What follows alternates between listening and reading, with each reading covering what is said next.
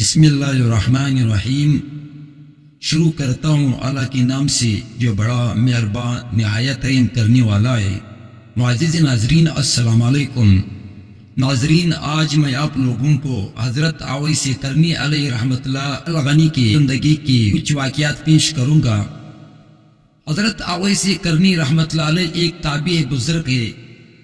ان کے بارے میں سیدنا ابو ہریرہ رضی اللہ عنہ مروی ہے، رحمت عالم صلی اللہ علیہ وسلم نے ارشاد فرمایا، بے شک اللہ پاک اپنے بندوں میں سے ان کو زیادہ پسند فرماتا ہے جو مخلص، پرہیزگار اور گمنام ہوتے ہیں، جن کے چہرے گرد آلود بو کی وجہ سے پیٹ کمر سے ملے ہوئے اور بال بکھرے ہوئے ہو۔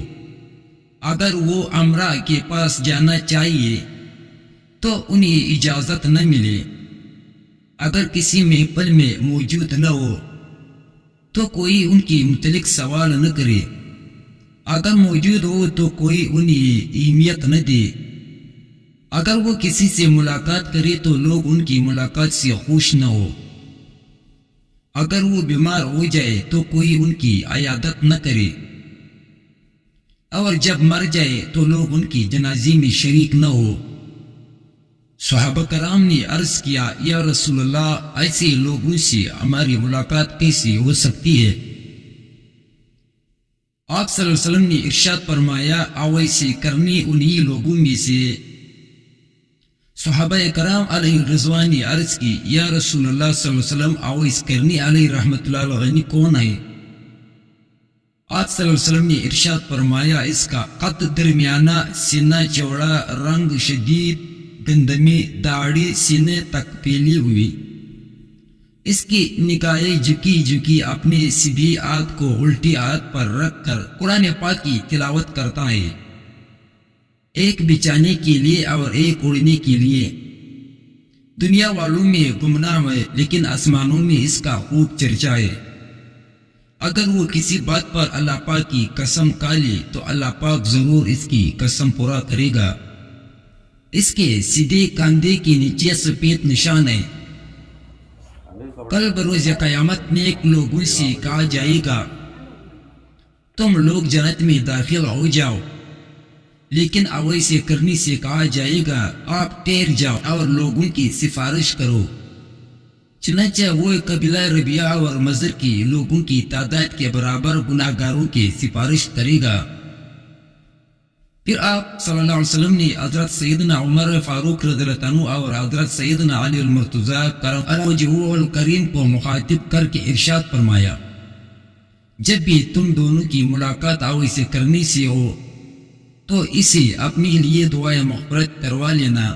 حضرت سیدنا عمر فاروق اعظم اور حضرت سیدنا علی المرتضیٰ رضی اللہ عنہ تقریباً 10 سال تک حضرت سیدنا اویس کرنی علیہ رحمۃ اللہ الغنی کو تلاش کرتے رہے، لیکن ان کے بارے میں معلومات نہ ہو سکی۔ پھر جس سال امیر المومنین حضرت سیدنا عمر فاروق اعظم رضی اللہ عنہ کا انتقال ہوا، حج کے موقع پر جبل ابو قیس پر کھڑے ہو کر لوگوں سے مخاطب ہوتے ہوئے با آواز بلند فرمایا، اے یمن سے آنے والے حاجیوں، کیا تم میں سے کوئی اویس نامی شخص موجود ہے؟ یہ سن کر ایک بڑا شخص کھڑا ہوا اور عرض، ہم نہیں جانتے کہ آپ کس اویس کے متعلق پوچھ رہے ہیں۔ ہاں، میرا ایک بھائی جس کا نام اویس ہے، لیکن وہ تو بہت غریب اور عام سا آدمی ہے، وہ تو ہمارا چرواہا ہے اور ہمارے یہاں اس کی کوئی قدر و منزلت نہیں۔ یہ سن کر حضرت سیدنا عمر بن خطاب رضی اللہ عنہ بہت غمگین ہوئے، گویا کہ حضرت سیدنا اویس کرنی علیہ رحمۃ اللہ الغنی کے بارے میں اس شخص کا اس طرح بولنا آپ کو بہت سخت ناگوارا گزرا۔ تھوڑی دیر بعد آپ رضی اللہ عنہ نے اس بڑے شخص سے پوچھا، تیرا وہ بھائی کہاں ہے؟ کیا وہ ہمارے حرم میں موجود ہے؟ اس نے جواب دیا، جی ہاں، وہ حرم شریف ہی میں موجود ہے، شاید اب وہ میدان عرفات کی طرف ہوگا۔ یہ سن کر امیر المومنین حضرت سیدنا عمر فاروق اعظم اور حضرت سیدنا علی المرتضیٰ اللہ تعالیٰ عنہ فوراً میدان عرفات کی طرف چل گئے۔ جب وہاں پہنچے تو دیکھا کہ وہ عاشق صادق کی طرف کے نیچے نماز پڑھ رہا ہے۔ اگر اونٹ اس کی ارد گرد چل رہے ہیں۔ یہ دیکھ کر حضرت سیدنا عمر اعظم اور حضرت سیدنا علی المرتضیٰ رضی اللہ عنہ سواریوں سے نیچے اتر آئے اور اس عاشق صادق کے پاس آ کر سلام کیا۔ حضرت سیدنا اویس قرنی علیہ رحمۃ اللہ علیہ نے نماز کو مختصر لیا اور نماز سے فارغ ہو کر سلام کا جواب دیا۔ حضرت سیدنا عمر فاروق اور حضرت سیدنا حضرت علی رضی اللہ عنہ نے پوچھا، یہ شخص تو کون ہے؟ اس نے جواب دیا، میں اپنی قوم کا مزدور اور چرواہا ہوں۔ آپ دونوں حضرات رضی اللہ عنہ نے فرمایا، ہم تجھ سے ان چیزوں کے متعلق سوال نہیں کر رہے ہیں، بلکہ یہ بتائے آپ کا نام کیا ہے؟ انہوں نے جواب دیا، میں عبداللہ یعنی اللہ عز و جل کا بندہ ہوں۔ فرمایا، یہ تو ہم بھی جانتے ہیں کہ زمین و آسمان میں موجود تمام لوگ اللہ عز و جل ہی کے بندے ہیں، تم بتاؤ جو تمہاری ماں نے رکھا ہے۔ یہ سن کر حضرت سیدنا اویس قرنی علیہ رحمۃ اللہ علیہ نے عرض کی، آپ لوگ مجھ سے کیا چاہتے ہو؟ تو انہوں نے ارشاد فرمایا، ہمارے پیارے آقا مدینہ والے مصطفیٰ صلی اللہ علیہ وآلہ وسلم نے ہمیں اویس قرنی کے متعلق چند نشانیاں بتائی ہیں۔ ہم آپ کی باتوں اور رنگت کے متعلق بتائی ہوئی نشانیاں تو آپ میں دیکھ چکی ہیں، لیکن ہمارے آقا صلی اللہ علیہ وسلم نے ایک نشانی اور بتائی تھی کہ اس کے سیدھے کندھے کے نیچے ایک سفید نشان ہوگا۔ آپ ذرا اپنا سیدھا کندھا میں دکھا دے، اگر وہ نشان موجود ہو تو ہم پہچان جائیں گے کہ آپ ہی کے متعلق ہمارے آقا صلی اللہ علیہ وسلم نے خبر دے دی ہے۔ یہ سن کر حضرت سیدنا اویس قرنی رحمۃ اللہ علیہ نے اپنی کندھے سے چادر ہٹائی تو آپ کے مبارک کندھے کے نیچے سفید نشان موجود تھا۔ نشان دیکھتے ہی دونوں صحابہ رضی اللہ عنہ نے حضرت سیدنا اویس قرنی کو بہت پیار سے بوسہ دیا اور فرمایا، ہم گواہی دیتے ہیں کہ تم ہی وہ اویس ہو جن کے متعلق ہمیں ہمارے نبی صلی اللہ علیہ وسلم نے خبر دی تھی، اور اللہ پاک آپ پر رحم فرمائے، آپ رحمت اللہ علیہ ہمارے لیے مغفرت کی دعا کرے۔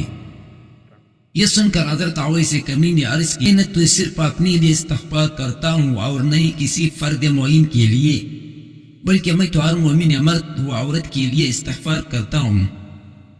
آپ لوگوں پر اللہ پاک نے میرا حال تو منکشف فرما ہی دیا ہے، اب آپ اپنے متعلق بتائیں کہ آپ کون ہیں؟ حضرت سیدنا المرتضیٰ رضی اللہ عنہ نے یہ سن کر جواب دیا کہ یہ امیر المومنین حضرت سیدنا عمر بن خطاب رضی اللہ عنہ ہے، اور میں علی بن ابی طالب ہوں۔ یہ سنتے ہی حضرت سیدنا اویس قرنی علیہ رحمۃ اللہ علیہ بادب اٹھ کے کھڑے ہو گئے اور عرض کی، اے امیر المومنین، اللہ پاک آپ کو سلامت رکھے اور آپ کو جزائے خیر عطا فرمائیے۔ یہ سن کر امیر المومنین حضرت سیدنا عمر بن خطاب رضی اللہ عنہ نے فرمایا، اللہ پاک آپ پر بھی رحم فرمائے، آپ رحمت اللہ علیہ اس مقام پر میرا انتظار فرمائے تاکہ میں آپ کے لیے مکہ مکرمہ سے کچھ چیزیں خرید لاؤں اور کچھ کپڑے وغیرہ لے آؤں، آپ مجھے یہی ملنا۔ آپ رحمت اللہ علیہ نے عرض کی، حضور آپ تکلف نہ فرمائے، شاید آج کے بعد میں آپ کی زیارت نہ کر سکوں گا، اور ویسے بھی میں کپڑوں اور پیسوں کا کیا کروں گا؟ ان کی دو چادریں موجود ہے، میں انہیں پاڑ تو نہیں دوں گا، اور یہ دیکھیے میرے پاس چمڑے کی جوتے ہیں، میں اتنی جلدی نہیں بیکار توڑائی کروں گا۔ باقی رہا پیسوں کا مسئلہ تو میری قوم نے مجھے اونٹوں کی رکھوالی اور چرائی کے بدلے 4 درہم دیتے ہیں، جو میرے لیے بہت کافی ہے۔ یہ امیر المومنین، میرے اور آپ کے سامنے ایک تنگ اور دشوار گزار کائی ہے جس سے صرف کمزور اور ضعیف لوگ ہی عبور کر سکیں گے، پس ہو سکے تو اپنے آپ کو ہلکا کر لے، اللہ پاک آپ پر رحم و کرم فرمائیے۔ یہ سن کر حضرت سیدنا عمر فاروق رضی اللہ عنہ نے اپنا درہ زمین پر مارا اور فرمایا، اے عمر، کاش تجھے تیری ماں نے جنا ہی نہ ہوتا، کاش وہ بانجھ ہوتی پھر فرمایا کیا کوئی ایسا ہے جو مجھ سے خلافت کو اس کی ذمہ داریوں اور اس کی ثواب کے ساتھ قبول کر لے؟ حضرت سیدنا اویس القرنی علیہ رحمۃ اللہ علیہ نے عرض ثواب کے ساتھ قبول کر لے۔